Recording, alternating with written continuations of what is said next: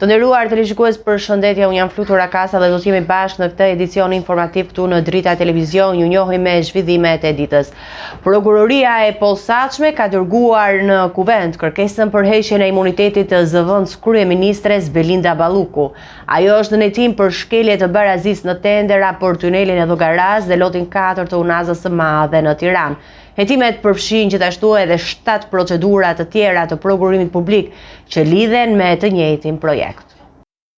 Prokuroria e posaçme kundër korrupsionit dhe krimit të organizuar i ka kërkuar Kuvendit autorizim për të hequr imunitetin e zëvendës kryeministres Belinda Balluku, e cila është marrë pandehur në kuadër të hetimeve për shkelje të barazisë në tendera të rëndësishëm infrastrukturore. Sipas letrës së dërguar kryesisë së Kuvendit, Balluku është në hetim për procedurat e tenderimit për tunelin e Llogaras dhe lotin 4 të Unazës së Madhe të Tiranës. Hetimi i Spakut nuk kufizohet vetëm tek këto dy tendera. Prokuroria njofton se Balluku po hetohet edhe për 7 procedura të tjera të prokurimit publik që lidhen me projektin e Unazës së Madhe, duke përfshirë lotët 1, 2, 4, 5, 6 dhe 7. Sipas Spakut, autorizimi për heqjen e imunitetit kërkohet për të vijuar procedimin ligjor dhe për të siguruar zbatimin e parimeve të barazisë dhe transparencës në prokurim, pa dhënë detaje nëse do të kërkohet ndonjë masë më e ashpër sigurie ndaj zëvendës kryeministres. Ky rast vjen në një periudhë ku kontrollet dhe hetimet për tendera të rëndësishëm publik kanë marrë një vëmendje të veçantë, duke ngritur pyetje me menaxhimin e projekteve strategjike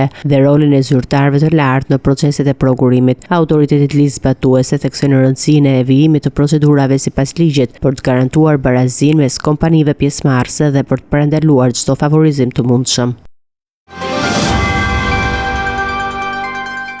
Kryeministri i vendit Edi Rama reagoi lidhur me kërkesën e Spakut për arrestimin e zyrtares së lartë Belinda Balluku, duke theksuar përgjegjësinë e socialistëve në Kuvend. Ai vuri në dukje 83 mandatet e fituara që u japin forcë për të mbajtur një qëndrim të drejtë dhe të qartë. Rama kritikoi gjithashtu arrestimin pa gjyq, duke i quajtur një fenomen që nuk përputhet me standardet demokratike europiane. Para shqyrtimit të kërkesës së Spakut nga Kuvendi për autorizimin e arrestimit të Belinda Ballukut, kryeministri Edi Rama bëri një deklaratë publike. Ai theksoi se socialistët kanë përgjegjësi të madhe për të dhënë një opinion të drejtë dhe të balancuar, duke u mbështetur në 83 mandatet e fituara në zgjedhje. Rama shprehu respekt për institucionet e drejtësisë, por kritikoi mënyrën e funksionimit të saj në disa raste, veçanërisht lidhur me arrestimet pa gjyq. Që arrestet pa gjyq në daç në shtëpi e në daç në burg janë bërë një modë e vrasht në Shqipëri, e që Shqipëria është bërë një vend me më shumë të paraburgosur se sa të burgosur, një fakt i turpshëm pas një lidhje me standardet demokratike europiane, gjë që ka shqetësuar seriozisht edhe Këshillin e Europës. Kjo dihet botërisht. Kryeministri theksoi gjithashtu se për socialistët rasti Balluku duhet të trajtohet me maturi dhe profesionalizëm, duke ruajtur integritetin e Kuvendit dhe funksionimin e institucioneve. Por sigurisht që në rastin e fjalë ne s'mund dhe s'do të paragjykojmë kërkesën e prokurorit special, por duke qenë se ndryshe nga proceset e tjera ku ne si rregull s'flasim për përmbajtjen e çështjeve, këtë herë na kërkohet të japim opinionin ton. Ne do të angazhohemi me të gjithë përgjegjësinë ton përpara shqiptarëve që na dhanë 83 mandate e do të përgatitemi për të mbajtur një qëndrim të drejtë, të qartë e të denjë si forca udhëheqëse e vendit dhe reformës në drejtësi. Kërkesa e SPAK sipas rregulloris së Kuvendit duhet vendoset menjëherë në dispozicion 10 anëtarëve të Këshillit të Mandateve. Ky këshill nuk voton, por brenda 2 javë përgatit një raport në të cilën rekomandon rrëzimin ose miratimin e dhënies së autorizimit për caktimin e masës së sigurisë, që arrestit me burg ose në shtëpi për Belinda Ballukun dhe më tej përcillet Kuvendit për votim të hapur në seancë plenare. Sali Berisha e cilësoi të padrejtë arrestimin e drejtoreshës së Akshit, Mirlinda Karçanaj dhe disa biznesmenëve, duke akuzuar funksionimin e tyre si grup të strukturuar kriminal me mbështetje nga kryeministri Rama. Ai pretendoi se Ergys Agasi dhe Beqiraj kontrollonin transaksionet dhe databazet e bankave, duke përdorur paratë e plaçkitura në favor të bashkëpunëtorëve.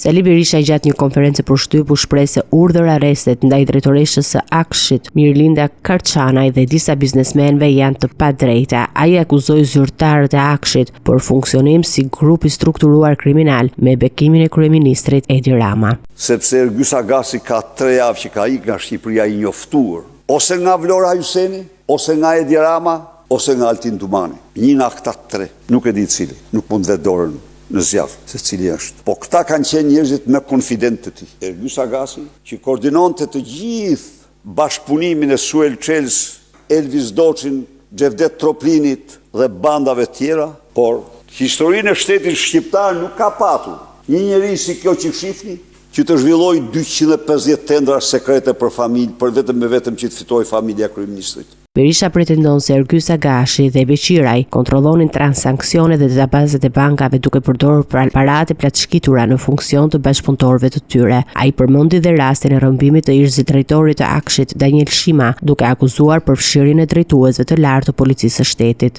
Kemi të bëjmë me një krye hajdut si Edi Rama, të rrethuar nga një band hajdutësh, Lubi Balluku, Mirlina Kaçanaj, Ergys Agasi e të tjerë. Berisha zbuloi dhe skemën se si funksionon Agasi e Beqiraj. Ergys Agasi me Ermal Beqirin kontrollonin me aparaturat e tyre të gjithë transaksionet e shqiptarëve. Cili do shqiptar parat që plaçkistin në Aksh, Ergys Agasi, Ermal Beqiri, Armand Frangu përdorin si lavatriçe çopja. Daniel Shima, ish-zëvendësdrejtori i Akshit, tha se pati të njëjtin fat ku në rrëmbimin e tij u përfshi jo vetëm bandat, por edhe drejtori i përgjithshëm i policisë së shtetit. Kënë dëgjuar një fjalë të vetme të thuhet për Daniel Shiman, njeriu që rrëmbye, njeriu që masakrua, dhe fill pasaj drejtori i përgjithshëm policisë Proda, sjell Sueli në Tiranë tek dentisti që donte Sueli.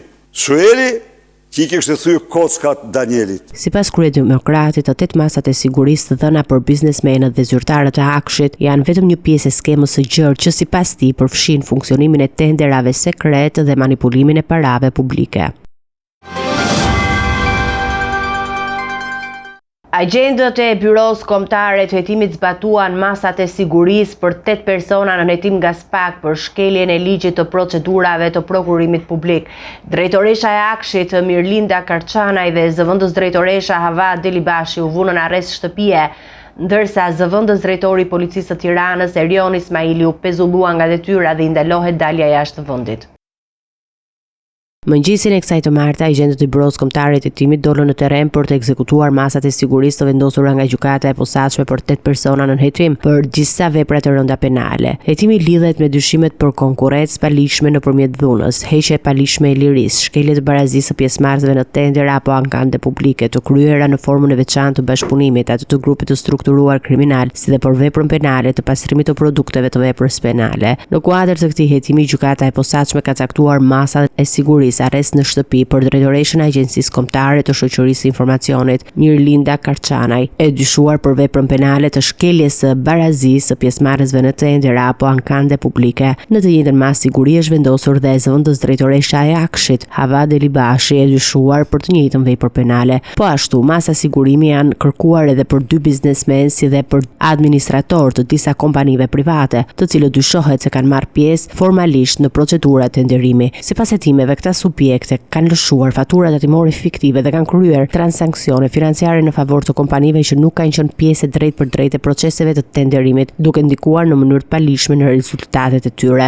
Në kuadër të këtë njëjtës dosje, gjykata e posaçme ka vendosur masën e pezullimit nga detyra dhe ndalimin e daljes jashtë shtetit për zëvendësdrejtorin e policisë së Tiranës Erion Ismaili. Ai dyshohet për kryerjen e veprës penale të konkurrencës së paligjshme nëpërmjet të dhunës, realizuar në formë të veçantë të bashkëpunimit si grup i strukturuar kriminal. Në një njoftim zyrtar, prokuria e posaçme kundër korrupsionit dhe krimit të organizuar bëri me dije se personat në hetim dyshohet se kanë kryer një sër veprimesh të kundërligjshme gjatë procedurave të prokurimit publik. Sipas SPAK, këto veprime përfshin përcaktimin e kritereve specifike që nuk parashikohen nga ligji me qëllim favorizimin e disa kompanive të caktuara në dëm të konkurrencës së lirë. Hetimet kanë zbuluar gjithashtu se përfaqësues të kompanive pjesëmarrëse në tendera janë detyruar të heqin dorë nga ankimet për procedurat e tenderimit, duke u privuar nga i drejta ligjore për të kundërshtuar vendimet. Ky veprim sipas prokurisë së posaçme ka hapur rrugën për shpalljen fituese të kompanive të paracaktuara, pasi shqyrtimi i ankimimeve mund të kishte sjellë ndryshime të renditjes përfundimtare të fituesve.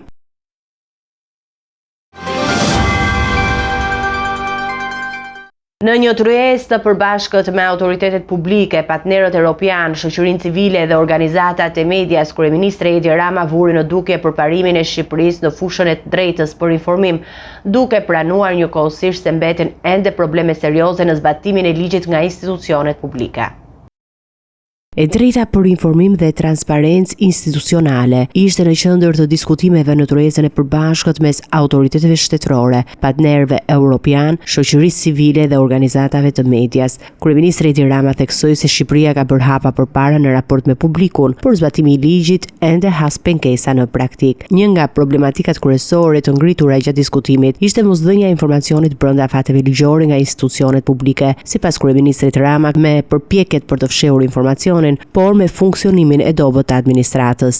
Një pjesë e konsiderueshme e gjithë këtyre problematikave që vijnë këtu në formë shifrash nga zonjat lidhet me thjesht dhe vetëm përtatësinë burokratike. Nuk është një barikad për të mbajtur informacion, por është një problematike funksionimit brendshëm të mekanizmit administratës, kur vjen puna tek intensiteti me të cilin vjen kërkesa dhe tek intensiteti me të cilin duhet përgjigjesh. Në këtë kontekst, kreu i qeverisë kërkoi masa konkrete ndëshkuese për drejtuesit e institucioneve që nuk përmbushin detyrimet ligjore për transparencë, duke theksuar se përgjegjësia individuale është thelbësore për funksionimin e shtetit ligjor. Ka një gjë të munguar në veprimtarinë e Komisionit e Erit, që është mungesa e sanksioneve për autoritetet më të larta. Ligji është shumë i qartë, 10 ditë është koha për të përgjigjur, pavarësisht se 10 ditë mund të jenë shumë për intensitetin me të cilin zhvillohet sot bota e informacionit. Ditën e 11 nëse nuk ka përgjigje, ka sanksion, apo jo. Kështu thot ligji. Dhe duhet sanksionuar autoriteti më i lartë përgjegjës.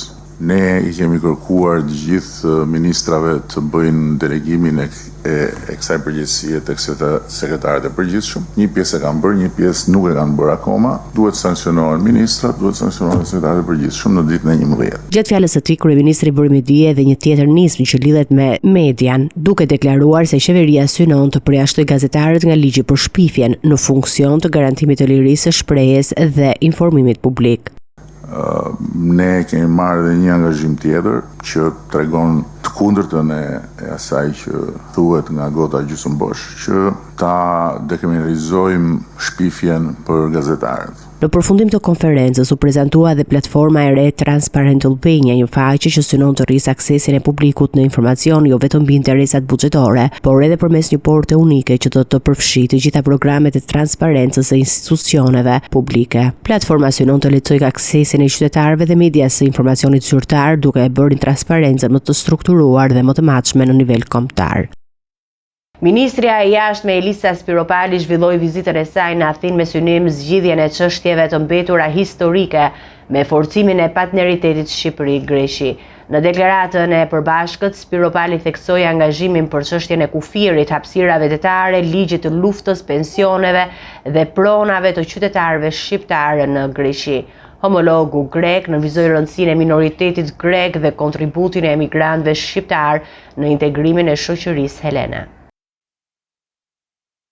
Ministria e Jashtme shqiptare Elisa Spiropali zhvilloi vizitën e parë zyrtare në Athinë, ku diskutoi me homologun grek Nikos Gerapetritis mbi çështjet e hapura dypalshe, integrimin evropian të Ballkanit Perëndimor dhe bashkëpunimin mes dy vendeve aleate në NATO. Vizita e ministres Spiropali në kryeqytetin grek u zhvillua me synimin e qartë, adresimin e çështjeve të mbetura të së shkuarës dhe forcimin e partneritetit për të ardhmen. Pas takimit kok më kok, dy ministrat dhanë një deklaratë të përbashkët duke theksuar temat kryesore të dialogut. Spiropali theksoi përkushtimin e Shqipërisë për zgjidhjen e çështjeve të kufirit, përfshir delimitimin e hapësirave detare, respektimin e ligjit të luftës, njohjen e pensioneve dhe trajtimin e çështjeve pronësore të qytetarëve shqiptar në Greqi. Shqipëria mbetet po ashtu e përkushtuar për zgjedhjen e çështjeve të lidhura me kufirin, në përputhje me të drejtën ndërkombëtare dhe parimet e marrëdhënieve të fqinjësisë së mirë, ku palët janë plotësisht të hapura për dialog konstruktiv, duke qenë partner në NATO të lidhur me një traktat misie dhe me perspektivë të përbashkët europiane. Shqipëria mbështet përfundimin sa më parë të çdo referencë ligjore atavike nga lufta e dytë botërore, me pasoja në marrëdhënien aktuale, e cila nuk pasqyron realitetin e marrëdhënieve tona si aleat dhe si miq. Aspektet historike, ligjore dhe pronësore të qytetarëve dhe subjekteve shqiptare në Greqi u trajtuan hapur në kuadër të dialogut konstruktiv dhe bashkëpunimit dypalësh. Nga ana e tij, homologu grek përqendroi retorikën tek rëndësia e minoritetit grek, si një ur komunikimi mes dy popujve, si dhe kontributin e emigrantëve shqiptar në integrimin e shoqërisë helene. Minoriteti grek është hallka e pandashme lidhëse mes dy popujve tanë, është ura e komunikimit dhe mirëkuptimit. Gjithashtu një rëndësi të veçantë jep dhe kontributi i emigrantëve shqiptar që kanë treguar një shkallë të lakueshme integrimi funksional në shoqërinë helene. Përshpejtimi i perspektivës europiane ndihmoi në një ambient që do të ndihmojë në kapërcimin e rreziqeve që krijohen nga ndërhyrjet e padrejta, nga ringjallja e stereotipeve të vjetruara, të nacionalizmit, të retorikës së rishikimit. Greqia qëndron konsekuente në pozicionin e saj drejt futjes së Ballkanit Perëndimor në Bashkimin Evropian në bazë të performancave dhe reformave të kryera.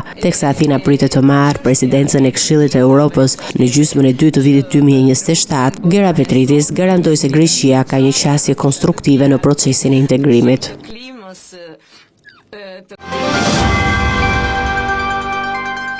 Fabion Kuçi, i njohur në TikTok si Guci, ka mbetur i plagosur mbrëmjen e kaluar në qytetin e Durrësit. Sipas policisë, autori i dyshuar është identifikuar dhe po punohet për kapjen e tij, ndërsa i plagosuri ndodhet nën kujdesin e mjekëve. Plagosja dyshohet të ketë lidhje me një konflikt të filluar përmes sharjeve në rrjetet sociale.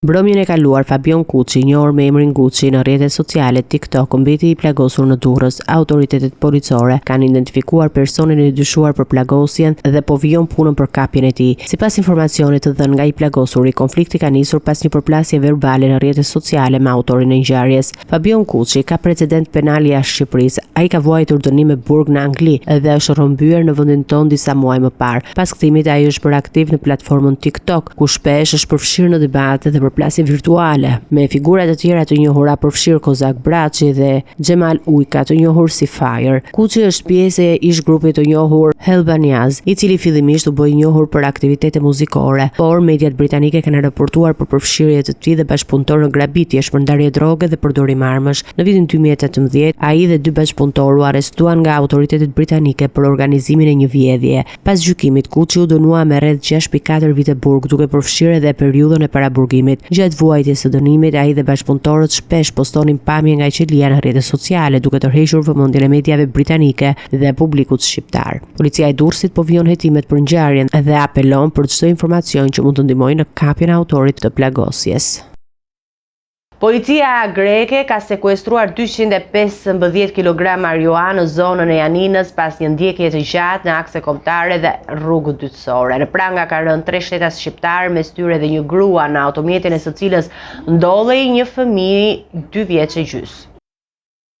Një sasi e madhe marijuane me peshë totale 215 kg e ndarë në 118 pako është kapur nga policia e Janinës gjatë një operacioni të zhvilluar në aksin kombëtar Janin-Kozan. Sipas autoriteteve greke, efektivët kanë tentuar të dalojnë një automjet privat që drejtohet nga një shtetase shqiptare, por drejtuesja nuk ju bin sinjaleve të policisë dhe u largua me shpejtësi. Dy bashkëpunëtorë të saj, gjithashtu shtetas shqiptar, udhtonin si ekskort me një automjet tjetër përpara saj. Gjatë ndjekjes, shqiptarja ka devijuar nga aksi kryesor, duke kaluar në rrugë dytësore dhe zona të thella të prefekturës së Grevenas në përpjekje për t'i shmangur kontrolleve. Pas një ndjekje të gjatë, automjeti u ndalua në zonën Vovousës nga forcat e policisë së Janinës. Një tentativë për t'i shpëtuar arrestimit drejtuesi Ahmetit përplasi 2 herë automjetit zyrtarëve të policisë duke shkaktuar dëme materiale. Gjatë kontrollit të mjetit tip Foristrat, policia konstatoi se brenda ndodhej edhe djali i saj, 2 vjeç e gjys, fakt që ka rënduar më tej pozitën e saj ligjore. 3 shtetasit shqiptar u arrestuan dhe akuzohen për trafik droge, dhunë ndaj punonjësve të policisë, drejtim të rrezikshëm të mjetit, dëmtim të përsëritur të pronës së tjetrit, si dhe shkelje të legjislacionit për të huaj. Policia ka sekuestruar 2 automjetet e përdorura për transport dhe eskortën,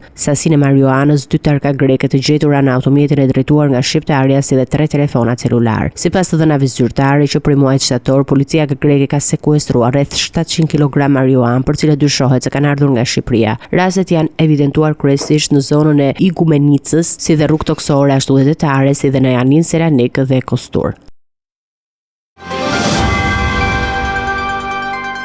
Të nderuar teleshikues, do të njihemi me parashikimin e motit.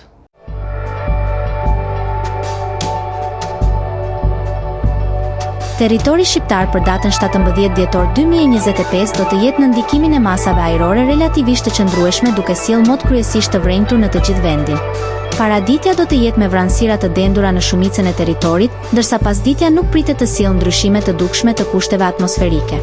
Temperatura minimale pritet të zbresë deri në 4 gradë Celsius, ndërsa temperatura maksimale pritet të arrijë deri në 18 gradë Celsius në zonat e ulta dhe jugore. Gjatë ditës priten shumë pak intervale me diell, kryesisht në zonat e izoluara. Era do të fryejë lehtë nga drejtimi juglindor me shpejtësi 2 deri në 4 metra për sekond. Deti do të ketë dallgëzim të ulët rreth 1 ball. Indeksi ultraviolet për Tiranën më 17 dhjetor 2025 pritet të jetë I ulët rreth 1. Sipas të dhënave astronomike, lindja e diellit në Tiranë më 17 dhjetor do të jetë rreth orës 6:54 minuta, ndërsa perëndimi rreth orës 16:20 minuta. Temperaturat minimale dhe maksimale për disa nga qytetet kryesore të Shqipërisë do të jenë si më poshtë. Shkodër, 11 deri në 13 gradë Celsius. Kukës, 9 deri në 14 gradë Celsius. Peshkopi, 7 deri në 13 gradë Celsius. Tiranë, 12 deri në 16 gradë Celsius. Durrës, 11 deri në 15 gradë Celsius. Kavaj, 11 deri në 15 gradë Celsius. Elbasan, 12 deri në 16 gradë Celsius. Berat, 10 deri në 18 gradë Celsius. Korç, 4 deri në 11 gradë Celsius. Vlorë, 13 deri në 18 gradë Celsius. Gjirokastër, 9 deri në 15 gradë Celsius. Sarandë, 11 deri në 17 gradë Celsius.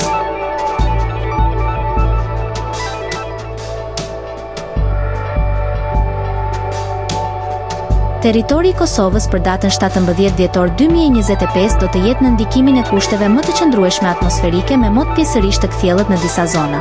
Paraditja do të jetë me vranësira të her pas hershme, ndërsa pasditja sjell intervale më të gjata me diell në shumë qytete. Temperatura minimale pritet të zbresë deri në -1 gradë Celsius, ndërsa temperatura maksimale pritet të arrijë deri në 11 gradë Celsius. Era do të fryejë lehtë nga drejtimi verilindor me shpejtësi 2 deri në 3 metra për sekond. Indeksi ultraviolet për Prishtinën më 17 dhjetor 2025 pritet të jetë I ulët rreth 1. Sipas të dhënave astronomike, lindja e diellit në Prishtinë më 17 dhjetor do të jetë rreth orës 6:53 minuta, ndërsa perëndimi rreth orës 16:10 minuta. Temperaturat minimale dhe maksimale për disa qytete kryesore të Kosovës do të jenë si më poshtë. Mitrovica, 3 deri në 9 gradë Celsius. Podujev, 0 deri në 8 gradë Celsius. Skënderaj, 0 deri në 9 gradë Celsius. Pej, 5 deri në 11 gradë Celsius. Prishtinë, 2 deri në 9 gradë Celsius. Gjakov, 1 deri në 10 gradë Celsius. Malishev, 3 deri në 10 gradë Celsius. Gjilan, 1 deri në 7 gradë Celsius. Ferizaj, 2 deri në 9 gradë Celsius. Kaçanik, 2 deri në 9 gradë Celsius. Suhare, 3 deri në 10 gradë Celsius. Prizren, 4 deri në 11 gradë Celsius. Ishte gjithçka e përgatitur në këtë edicion informativ. Për më shumë zhvillime dhe informacione të tjera, klikoni në faqen tonë zyrtare drita.tv. Mund na ndiqni edhe në rrjetet sociale Facebook, Instagram, YouTube, ku jemi me përditësime në çdo kohë. Vazhdoni të qëndroni në shoqërinë e televizionit Drita. Bashkë miru takofshim në edicionin e ardhshëm.